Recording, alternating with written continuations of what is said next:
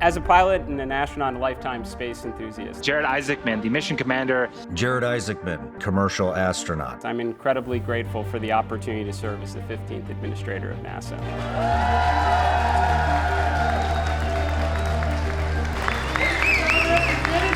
Jared Isaacman! I'm humbled by the chance to work alongside some of the greatest scientific and engineering minds this nation has to offer. NASA is the most respected and accomplished space agency in the world.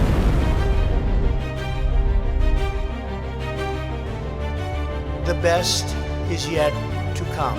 Under President Trump's leadership, we will turn the page and start a bold new chapter at NASA with a relentless focus on the mission.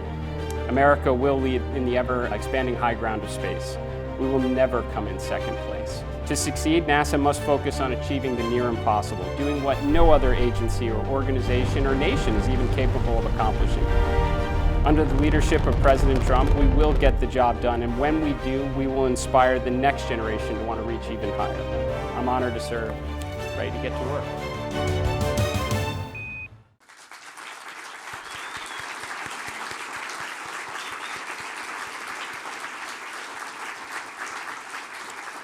Good afternoon to everyone, and morning to those of you joining us from the West Coast. I'm Bethany Stevens, the agency press secretary, and we're excited to have you join us this morning for the newly sworn-in Administrator Jared Isaacman's first agency-wide town hall. With headlines like Space Community Celebrates Isaacman Confirmation and Day One videos like that, I think it's safe to say we're all very excited he's here. Before we begin, I want to take this opportunity to talk through the structure of what this time will look like today. Communication went out internally across the agency announcing this town hall that also included a link to submit questions. As always, we are hoping to get to as many questions as possible, but we do have some time constraints. I ask that when you submit, whether anonymous or with your name, you include your center, as we are aiming to get to as many locations as possible across the workforce. We also have a mic stand here at HQ and the Webb Auditorium, right over there, where today's town hall is taking place. If you have a question in the audience here live, please feel free to go up to the microphone if it is open. Otherwise, we ask that you wait in your seat rather than queuing. Given that the majority of our workforce sits outside of HQ, the majority of questions will be taken online, but please don't let that discourage you from participating here in-house. Lastly, I want to thank everyone here at HQ for taking time out of their day to welcome Administrator Isaacman yesterday, and everyone across NASA for taking time the Friday before Christmas to join us for this town hall today. Without further delay, Administrator Jared Isaacman.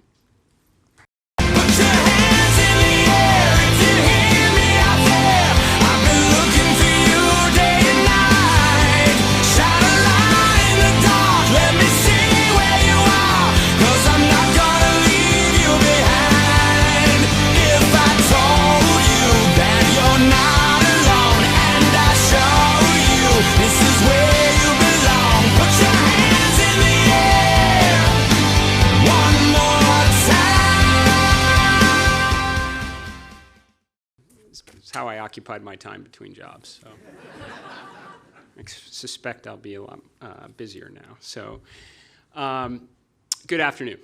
I am really honored to be here today as NASA's 15th administrator, serving under President Trump's leadership and working alongside some of the greatest scientific and engineering minds this nation has to offer. I feel like I am living the dream right now. This is the agency that captivated me as a child, inspiring me to grow up reading every book on the subject I could on all of NASA's amazing accomplishments and all the pioneers and heroes that showed up to work here every day. This is the agency that has inspired the world again and again with images from our telescopes, our probes, and our rovers. This is the agency that sent astronauts to and from the moon at a time when we knew so little but believed we could do the impossible. So honestly, there's nowhere else I would rather be than right here, right now, alongside all of you at the most accomplished space agency in the world. I understand that with any leadership change comes some anxiety and uncertainty, but between 2 hearings, a few podcasts, a document that circulated a little wider than expected, there should really be no mysteries as to how I'm thinking about things. But more importantly, the President has released the National Space Policy, and in my view, it's one of the most significant commitments to America's space program by any administration since the Kennedy era. It lays out a very clear vision, provides unambiguous priorities, and sets timeframes for achievement. And as it's always been, the honor and exceptional responsibility rightfully falls on all of us here at NASA to deliver. So let me outline the direction that we're going to take together. America will lead in the peaceful exploration of space. We will bring extreme focus to the mission and realize our near-term objectives of returning American astronauts to the moon and establishing an enduring presence to unlock the scientific, economic, and national security potential on the lunar surface. We will look for every opportunity to pull forward the Artemis program to the limits that physics and safety afford, while increasing the flight cadence across the architecture authorized in the One Big Beautiful Bill. The next most significant milestone, of course, is Artemis II, launching on a historic mission early this coming year. At the same time, we will prepare for the inevitable return by working with our commercial and our international partners to ensure they are aligned with our programmatic objectives and acting with the urgency needed to deliver the launch services, the vehicles, the suits, the habitat, surface power, and rovers required for frequent, affordable missions to the lunar environment. And our journey does not end on the moon.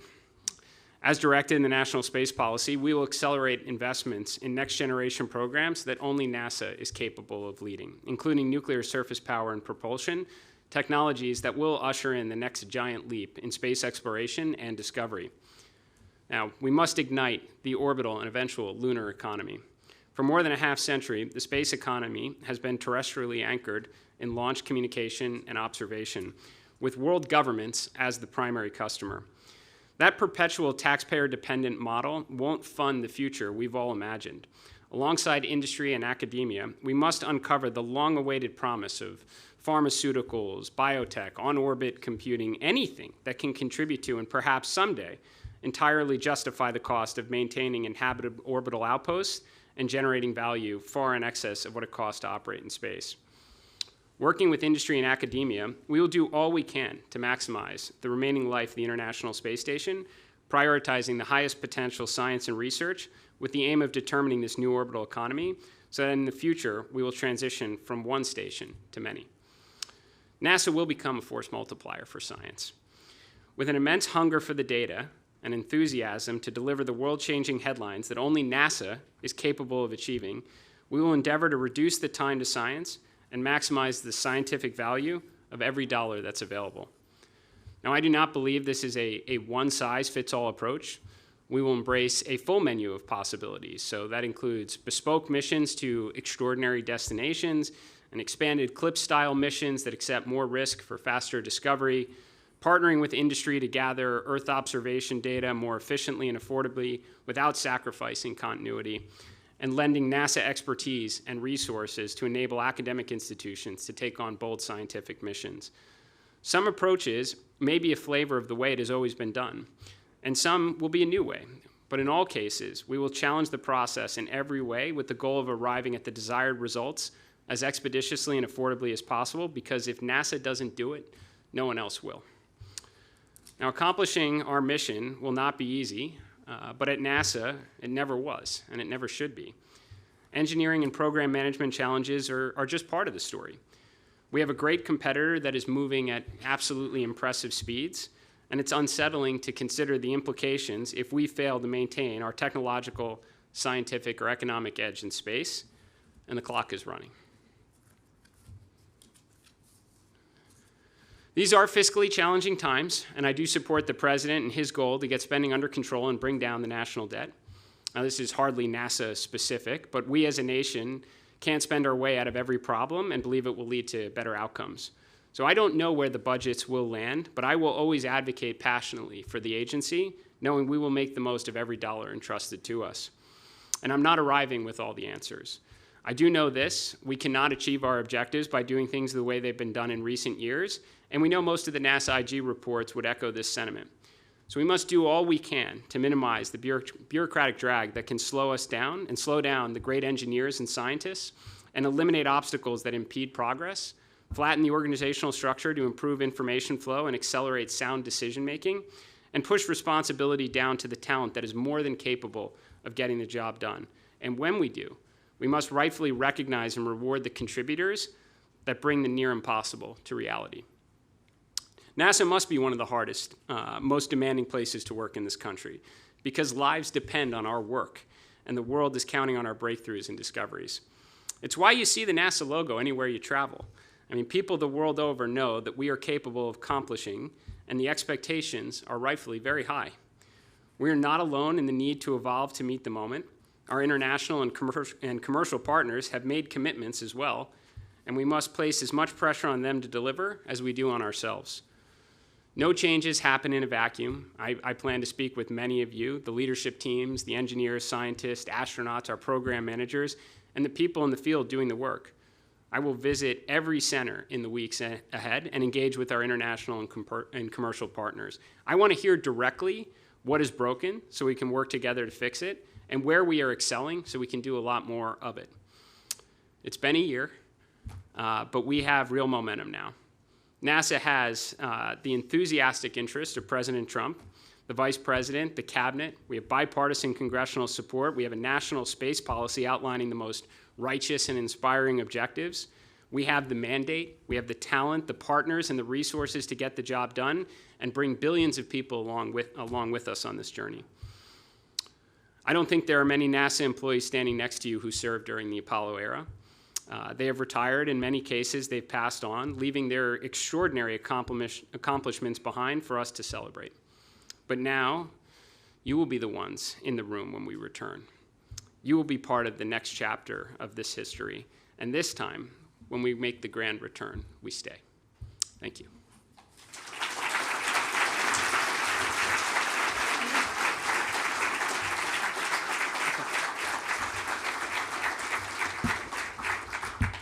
Okay, and with that, we will get right back into the questions that are coming, but I know that one of the questions that was submitted was asking what your plans are for your first 60 days. So I'll let you take it from here. What are my plans for the first 60 days? Well, there is an awful lot to learn. There are volumes of materials on my desk right now to get through. But I think our major priorities are overwhelmingly clear, and it's the first part of the President's national space policy. We have to return to the moon. We have Artemis 2 that's on deck. I mean, again, just weeks away from potentially launching. So I think making sure we concentrate a lot of our resources rightfully in that direction is most appropriate. But there's an awful lot to get done, and this is the agency that can do it. I mean, this is an agency with a lot of proud history taking on multiple parallel world-changing programs. So I think, again, we know what our near-term responsibilities are, but I'm looking forward to learning as much as I can, getting out and interacting with all of you on that roadshow that I mentioned coming up, and getting things going. Awesome. And Elizabeth Hook-Rogers from NASA HQ, thank you for that question. I will kick it to Samantha Youssef from Glenn. She asked, do you have any insight into when the current hiring freeze may be lifted and whether candidates who are already selected and given start dates will need to recompete for their positions? Well, it's a good question. I think somewhere around 28 hours or so, not even on the job. So there are certain things that I still need to chase down. But as I said many times through 2 hearings, in order to do the near impossible, it's going to take the contributions of the best and brightest from across the nation. I have no doubt there are areas within the agency where we're going to have to hire. So I look forward to getting more familiar with where we stand on some of these policies. Great. Fernando de la Pina Yaca from Johnson said NASA FOD presented at MCC a state-of-the-art holographic AI tech from IAXA. Will NASA incorporate AI and holography in the future? Definitely butchered that word. Well, certainly sounds like the right direction. I mean, almost every good space sci-fi movie I've seen incorporated both AI and holographs. So that's good. In all seriousness, we absolutely have to. So I am not familiar with where we are at this present moment. I am familiar with the pages and pages of policies, regulation, documentation history this agency possesses, and it would certainly seem to make sense to me that as a good first step, we could try and incorporate some of that, and AI might make it easier to find some of the materials we need. But look, if we think about where the destinations will eventually take us, we're going to eventually, whether it's Mars and beyond, just transmission delays alone are going to take us, or at least evolve the current mission control concept where we're going to have to rely on more onboard decision making, where I could see AI playing a role. What a fun thing to imagine at some point in the near future. And also, just a reminder, we do have a mic in the room if anybody wants to get up and ask a question. Betty Lynn Mason from Marshall asks, do you see new technology development more by hands-on engineering work here at NASA or through NASA consulting with industry, and why? I think it's both, and I'm sure many of you, well, I don't know, you probably have a lot of better things to do than hear what I'm saying to Congress all the time, but I mean, this question comes up a lot of like, it almost goes to the relevancy of the agency, like why do we need a NASA when we have all these great commercial companies, doing all these things? It's like, wait a second, let's go back to the 1960s here during the space race where we did the near impossible. We worked alongside industry. I mean, we had partners. You had Boeing and McDonnell Douglas and Northrop back in the 1960s, and those names are still with us today. And certainly there are some new names out there. I do think it's NASA's job to focus on the near impossible, and we figure those things out. We can hand them off to some of our industry partners where we can let innovation take off and the competitive forces drive down costs, and we just recalibrate next. So look, it's going to be both. The National Space Policy, something I've spoken about extensively, talks a lot about investments in nuclear programs, nuclear surface power, nuclear propulsion. Now, there is an emerging industry that's capable of supporting that, but I think a lot of that is what NASA should be taking on. And then there's certainly areas where we pioneered technology decades ago where we're very comfortable working alongside our commercial partners to get the job done. I don't see that balance ever changing, and especially on the science side. Back to my commentary before, if NASA isn't out there trying to unlock the secrets of the universe, no one else is going to do it. Rita Sambruna from Goddard said, welcome Administrator Isaacman. I was gratified to hear you say that one of the goals of your administration is to make NASA a force multiplier for science. I'm wondering what the word science really means. Is it only the science that serves directly Moon to Mars, space weather, robotics, propulsion science, surface exploration, and more? Or more generally, all science we currently do at the agency, even if not directly linked to Moon to Mars. For example, is traditional astrophysics, studying the universe, included? Of course. I think like just fundamentally, what are we here to do? We're here to answer the questions that went through every kid's mind when they looked up at the stars at night and wondered what's out there and why it's the way it is. So we play that role across all of our mission directorates. So of course, human space exploration is a major component to that, but as is our entire science program and our technology development initiatives. We're focused in all the right places to try and solve the mysteries in air and space. Ben Jungwang Lee from Johnson says, if China can air fry barbecue chicken on Tiangong, should we reevaluate rigid and somewhat outdated NASA requirements and use modern tech to turn survival into thriving to attract commercial investment? This was an air fryer? I had cold pizza in space. That's cool. That's an upgrade on that. As I alluded to in some of my remarks before, I think it's absolutely healthy for any organization to constantly challenge the way they do things, knowing that what we've done in the past is not necessarily the right approach to get to the future. We are on the brink of a massive transformation right now. You can see all the various commercial providers building their own launch vehicles with rapid reusability. This can be a light switch type moment where you have numerous commercial and NASA missions being operated near simultaneously. We could have multiple space stations. We are certainly going to build a lunar base in line with the president's direction and look even further outward. Like, we're going to have to challenge some of these things that might have been rigid in the past during less mature times. I know air fryers is just the example, but I imagine there are many things that we have historically maybe not prioritized or thought were of a greater risk that we should be reevaluating. I think that goes across the entire portfolio of our responsibilities at NASA. And I will hand the mic over for the question here in-house. Kelly Fast, Acting Planetary Defense Officer, and I was one of those astronomer kids looking at the skies, but also being an astronomer, also here having to use infrastructure that perhaps is aging. It's not as flashy to work on budget software and procurement software and awards management software. And I know that often we have to throw people at such situations because it's certainly flashier to do the next cool thing. But do you have any thoughts on how we can maybe handle things that are under the surface on which we rely in order to do the impossible that we're trying to do here? Well, I guess from an infrastructure perspective, and I guess including a lot of the core systems that allow the agency to function, I do think we should be applying a lot of the brain power that is available to us at this agency to try and find ways to do it better, to free up resources to work on those exciting things.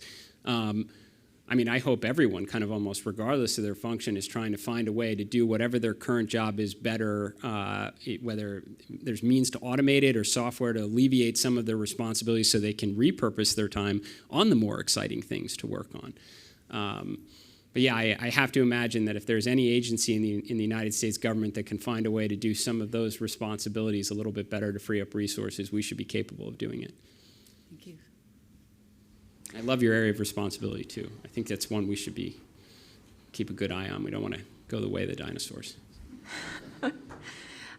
Lisa Link from Goddard says, can you speak to the reorganization discussed in the Project Athena document and what impacts we can expect? Sure. That, as I think a lot of people probably know, was formulated at a time earlier this year where, I was a nominee, so I can only see what's being reported, but there was a lot of various reorganization plans that seemed to be being considered at the time. A lot of phase 1, phase 2. I don't know how much everyone was tracking that, but from my perspective, having worked on a number of large organization reorg type efforts, it's better to do a single data-informed plan rather than anything that involves needless pain over a period of time. Now, that's 5-6 months ago. A lot has happened since then. As I mentioned before in my remarks, my objective, is to get up to speed as quickly as possible. Now, there are some things that I did just, more or less communicate in my statement. Like, I do believe in flat organization structures. I like to know things as quickly as we possibly can, increase the, decision velocity to the greatest extent possible, push responsibilities down. I think you look at that, we had a lot of young engineers and scientists and researchers that took us to the moon and back. I like pushing responsibilities down as greatest extent possible, that these don't necessarily involve, major changes to personnel or dramatic reorganizations, but they're directions I think we should be looking to move into. And at the right time, when we have the right information, drawing on hopefully a lot of conversations from people in this room. You were asked earlier about the first 60 days, but Mark Cerna from Kennedy Space Center says, what organizational or investment decisions will you prioritize in the next 12 to 18 months to ensure Artemis stays on schedule? Yeah, well, I think there's already quite a few binders up there with some high priority decisions I think that need to be made. But this is really this journey began today. We've had a number of meetings where we're asking to gather as much data as possible so we have good situational awareness to make the right decisions. Conceptually, we should be doing everything we can, as I mentioned, to the limits of physics and safety afford, to pull in every Artemis mission. We want to have as many opportunities to achieve our objectives before our great rival as possible. So I'll be interested in information that helps us beyond the Artemis 2 timeframe. And as I also said in my remarks, look, I think we should be feeling a lot of the pressure to deliver. This is what this agency is capable of doing. It's what we've done throughout our history. The pressure also exists on our international partners, our commercial partners as well, to ensure they deliver. And we'll be for sure having conversations across the board. Reminder that the microphone in the room is open. Felicia Stevens from Marshall asks, with NASA's organizational structure being divided by 10 centers, do you have any reorganizational plans for how to fully integrate the agency as one NASA to help us operate more efficiently? I would say I certainly have some thoughts, but those are thoughts that you would get based on information external to the agency. I think my goal is to get up to speed as quickly as I can and talk to a lot of the right folks that are in this room and across our various centers to ensure that we have a well-informed plan. Generally speaking, I do think you want to make sure that all of the contributors, so whether that's the centers and our various partners, bubble up to the major mission objectives that we're trying to accomplish. We want to find every opportunity, to ensure information transfers efficiently so we can make faster decisions. But yes, everything is just, purely conceptual at this point. Like my job for, the foreseeable future, immediate future, is to gather as much information as I can from the right people to make sure we're making the right decisions. Craig Hunter from Langley asks, the loss of telework and remote work flexibility have hurt productivity, work and family life balance, and morale. How do you plan to address those issues? I certainly understand the question. I would just say that at least my experience is that when you're trying to do, kind of big, bold, very challenging endeavors, having all the right minds in the right location just works better. Now, that doesn't mean that there aren't scenarios where exceptions make sense. As I've said before, it does take the contributions of the best and brightest from across the nation in order to achieve the near impossible. But generally, I do think it's pretty important to bring all the right people together under the same roof in order to work with the speed, the urgency that's necessary for what we're trying to accomplish. Roger Weiss from Johnson says, huge congratulations on your confirmation. Might you become the first in-office administrator to venture on a space mission?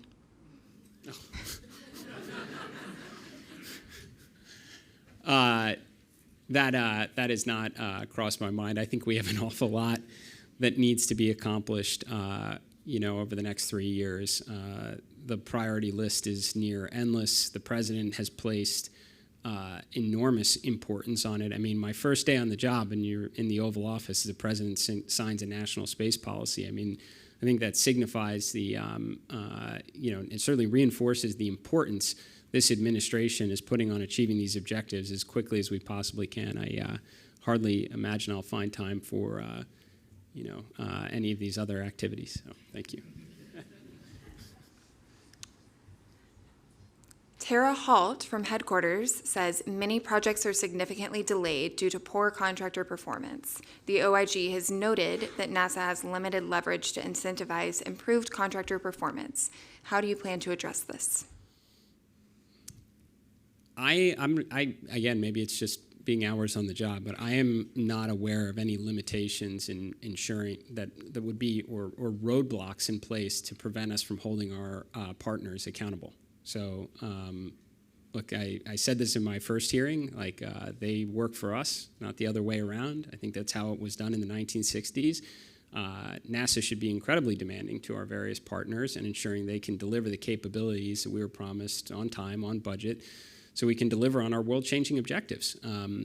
I think there's certainly things we can probably do here as an agency. I'm very interested in what knobs we can turn, in order to get to the correct outcome faster. So we'll certainly look within when there's opportunities to do so. But as I said before, we're going to put as much pressure on our partners, international and commercial, as we do on ourselves.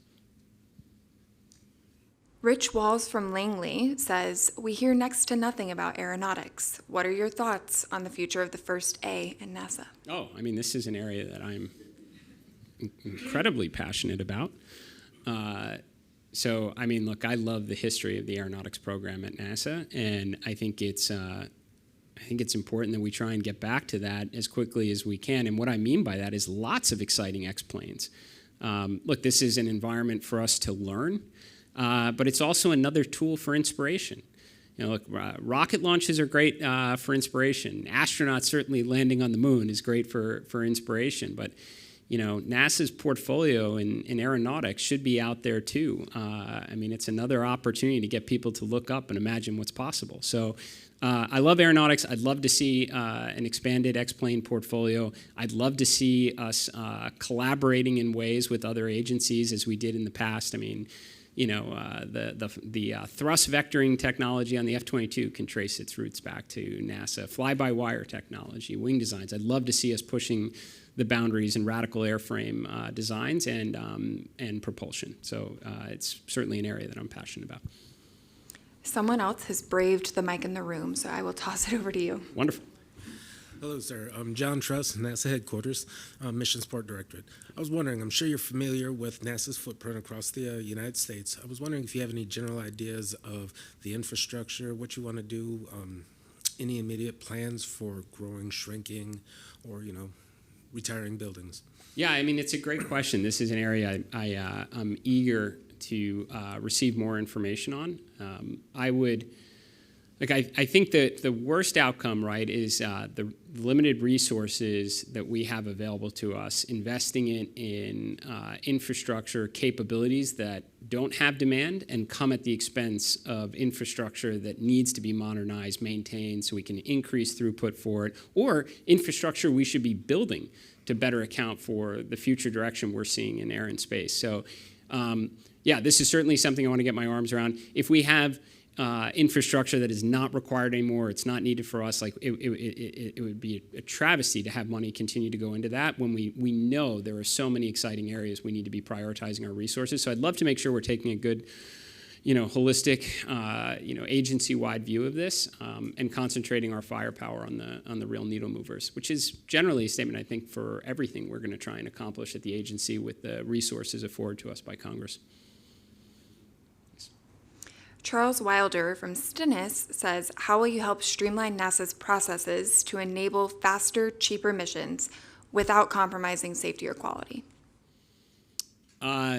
It's a good question. Look, I think generally doing things differently is not there is no magic wand on this kind of things. Like, this is a lot of littles that happens over time where you can, shift directions.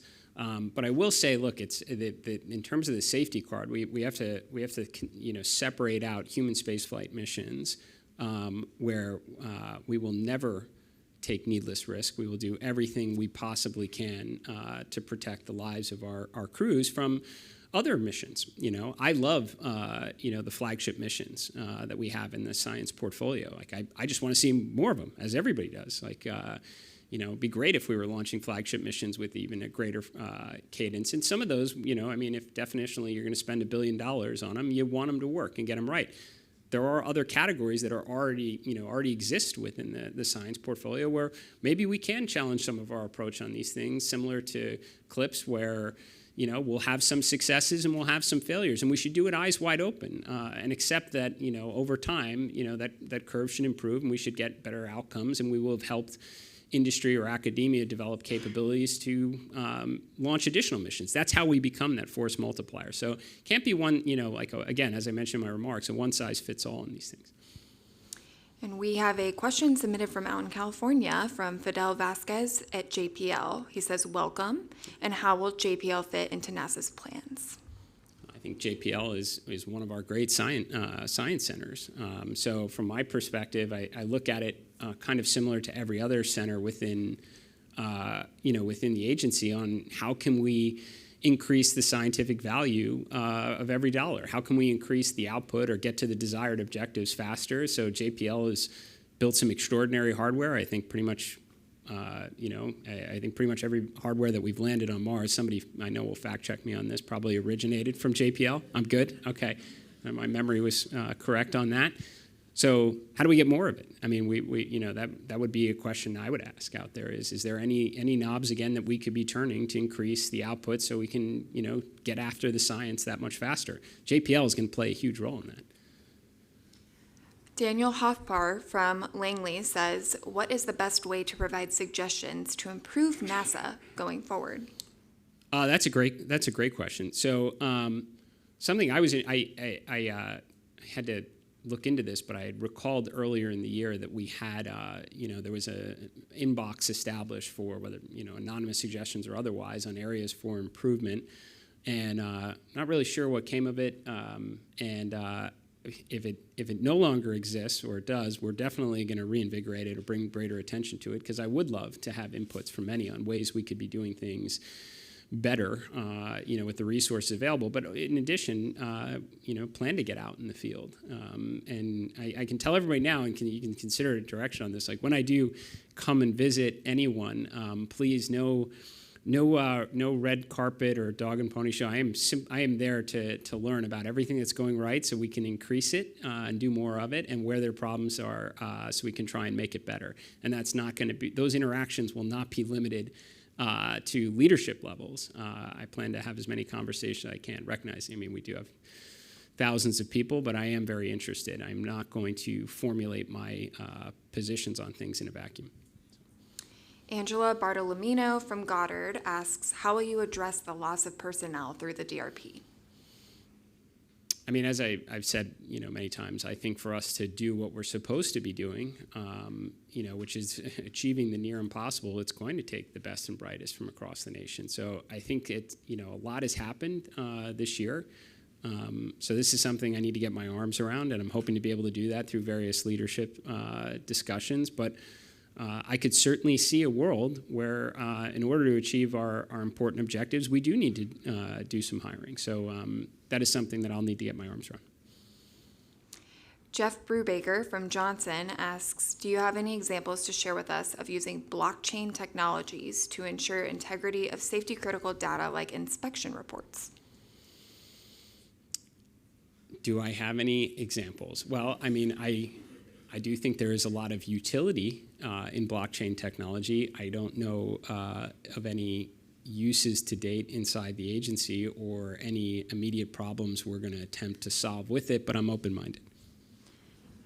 This is just a reminder that we are grabbing these questions live, and the link is open if you would like to submit any questions. Peter Zaw from Johnson asks, what is your strategy to promote space travel and space exploration interest across America and partnering countries?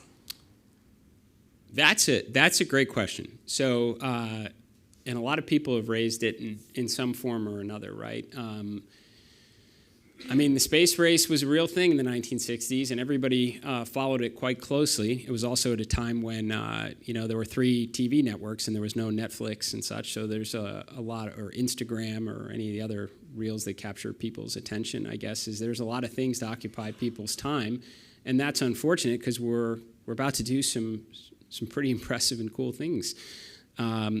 So it is an area that I fully intend to speak with our comms team about to try and focus. One area I've said it before is I'd love to see us focus a lot on our quality of our content. I do believe in the past there's been a lot of quantity that's been shared, but we want to put out the absolute best stuff that's going to captivate people's interest. And then almost back to, what else do we need to do? This goes back to looking for every opportunity to pull forward Artemis schedule into the limits possible. Alongside all of our other missions is that you want to get the world's interest is going to be there on Artemis 2. There's no question about it.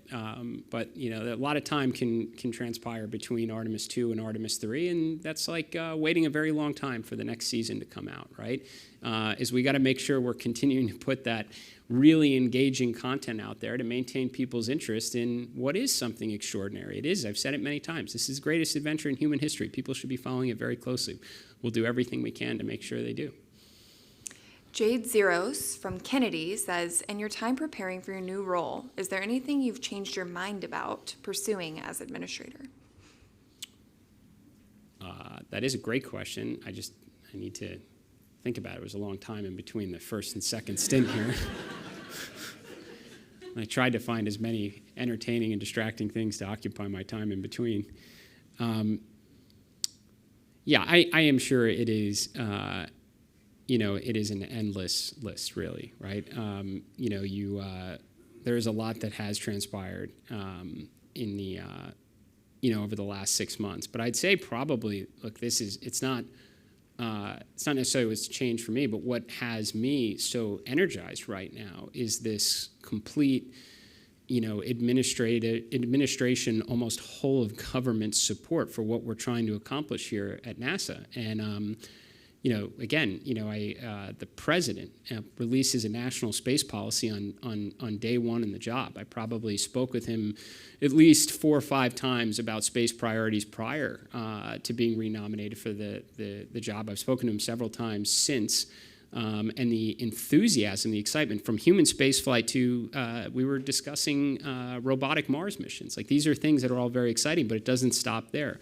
The vice president, the leadership across the White House. Obviously, you've seen how much Congress got engaged across 2 hearings, both sides of the aisle, excited and fighting for the agency. So from my perspective, sure, I'm sure a lot has evolved in my thinking over that time period right now, but what's, I think, most encouraging right now is how the entire United States government is getting behind this agency and what we're going to need to accomplish in the years ahead. That's pretty exciting.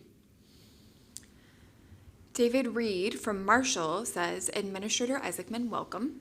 How do you see NASA working with other agencies such as Space Command, NIST, and others to leverage shared capabilities to develop the space infrastructure needed for ensuring we build the future in space? That's a really great, it's a great question. It comes back, I think, to to the National Space Policy yesterday, which was clearly, covered more than just NASA's responsibility in space, and where to come from an incredibly capable Office of Science, Technology, and Policy. Director Kratsios and the team he's assembled over there, of which many came from NASA, are really brilliant. And they have the top-level picture of what we're looking to do here at NASA, what DOE is working on, what DOW is working on, so that we can be efficient with our resources. Again, back to the realities are we are in a fiscally constrained environment, so hey, let's not build 4 different bespoke nuclear reactors across 4 different programs. If there's some commonality here, we can be smarter, more efficient, and give, by the way, the programs a greater chance of success. When we're all aligned around it and sharing some resources towards it. So I think that this is not something that, this is not broken, this is actually working, and we need to lean into it really well. I think, again, Director Kratsios and OSTP has a great vision here. They're looking at the complete picture across agencies that have some of this overlap, so we can be very smart and efficient with our resources. Christian Mayseal from Goddard asks if you could send a message to every new mission team just starting their formulation phase today. What is the primary North Star or priority you would want us to emphasize to them right from day one? It's another good question. I think that we certainly understand what our mission is, and we should be working urgently towards solving it. Never let a day go by for something that can be solved today, because the world is waiting. I mean, you're here at NASA. We have the most extraordinary mission of any government agency out there, and we have the direction from the president. We have the resources. We have the will to accomplish it. Don't let a day go by for something we can accomplish today, because the world is waiting. Paul Goldsmith from JPL says, how do you see continuing support for science at NASA given the pressure to deliver hardware? And I think that goes hand in hand with 2 other questions we have from Goddard and Johnson about the importance of Earth science and also how we are going to continue to apply science on the International Space Station. So a lot of sides. I think there's a lot there. I don't necessarily understand the pressure to deliver hardware part, but just at least talk on Earth sciences and prioritizing science and resources to the space station. So, with respect to Earth sciences, look, there is bipartisan support for it, maybe for different reasons, but every senator I had a chance spoke to. So we obviously have implications that are real from a humanitarian perspective, agriculture, fires, flooding. So everybody is interested in the data, maybe for slightly different reasons. We just want to, again, like any aspect of the agency, look to try and get to the science as quickly and as affordably as we can. I think there's going to be areas where you're going to have the historic Landsat mission continuing to play its role. And then, look, we should be taking advantage of constellations of satellites that are up there now, that are continuing to be produced by a lot of different commercial providers to supplement some of our data needs. And if we can do that in a more affordable way, and that frees up more missions like future Dragonfly programs, that's like, who wouldn't want to lean in and embrace that? In terms of high priority science and research to the space station, this maybe goes back to the air fryer question of challenging some of our historic approach. We need to make the most of the space station while we got it. There's no question. I mean, you have multiple companies right now, that have set out on a business model of making and operating space stations. That's pretty cool. But we want to help create some of the demand for it. We want all the pharmaceutical companies lining up and saying, I'll take one. We're very far from that right now. All the biotech companies, I need my space station. That's the exciting future we all want to see someday. So I think we absolutely have to kind of challenge the current approach. We need an outreach effort to all of the industries and academia that think they have the potential for an orbital economy breakthrough, and do everything we can to prioritize getting that science and research to the space station, figure it out, and give the commercial space station companies a fighting chance. We're going to need to depend on them, so we got to do all we can in the years ahead on that. And we have time for a few more questions. Sorry for lumping so many in, but I did promise to get to as many as possible. We have a great one from Vandana Jha from Ames. Welcome. What advice would you give to early and mid-career scientists and engineers at NASA who want to take risks and innovate, but also operate within a highly risk-averse environment? What leadership principles from your commercial space experience do you think are most important for empowering NASA's workforce while maintaining mission assurance and scientific rigor? I mean, look, there's a lot there to it, but I think the general question is, do many of us believe that there are areas where we can take smarter risks to get to the outcome faster, and that's absolutely the direction we need to be going in. What I'd say again, it's like this is not very few things in an organization the size of NASA can be solved with waving the magic wand. Please take more risk, and that be the right statement to make. It's not. It's got to be a lot of littles. And I think, if we do have young engineers, scientists, researchers out there that believe there is a better approach to get to the right outcome, faster and at lower cost, you got to present it in the right way to your leadership team. Make the case of why this is the right approach. And I encourage the leaders out there, supervisors, managers that are mentoring this young talent to be receptive and open-minded to it. Think through what are the real risks. Is this still is this still relevant today? Have we gathered more data that will allow us to rethink this? What is the consequence of this? Is it something that's worth taking to advance the ball forward? It's going to be a lot of littles. I'm going to certainly be looking for opportunities to push down some of these philosophies from the top of the agency. But it's obviously going to rely on a lot of the managers and leaders in the field too to be open-minded and receptive, and to the young talent to make the good case about why we should look at doing things in a slightly different way. We have a question from Diego out of Johnson asking how you will ensure a whole of government focus on human space exploration and gain support. Well, I think it's a good question. I think there is a lot of support. I mean, the additional funds that were authorized in the One Big Beautiful Bill, a lot of it does concentrate on human space exploration. So I would say that is of great interest across the government. I know that a lot of the commercial launch providers that we're working with have various human spaceflight ambitions. That's not one company, it's not two. I mean, I might not even be three companies anymore. I mean, I think several have actually announced, plans for crewed vehicles. This is exciting. This is what we want. Now, we are the pioneer in this field. We've done an awful lot to help, educate and enable the companies that have been successful doing this today, the commercial providers. We need to continue to do that. And we probably will arrive at that light switch moment in the not too distant future where we do go from the few being able to see the world from such an amazing perspective, not entirely like that, but to the many, which is pretty exciting. I think that's always kind of one of the underlining goals that we all have here at this agency. And one more from Ryan Scott from Goddard. Do you have any lessons or science outlook from Inspiration 4 or Polaris Dawn which you plan to bring to your role? Well, I'm sure I can give a lot of thought to it, but I'll just go on that when we were lucky enough to be in that environment, we tried to maximize every second that was available for scientific purposes, knowing how lucky we were to be there. And it's really the same message back here to the agency. With the resources that are provided to us, we need to maximize the scientific value of every dollar that's afforded to us, which means probably in many cases challenging the approach, or at least our historic approach, to get to a better outcome faster and at lower cost. So yeah, I guess that would be.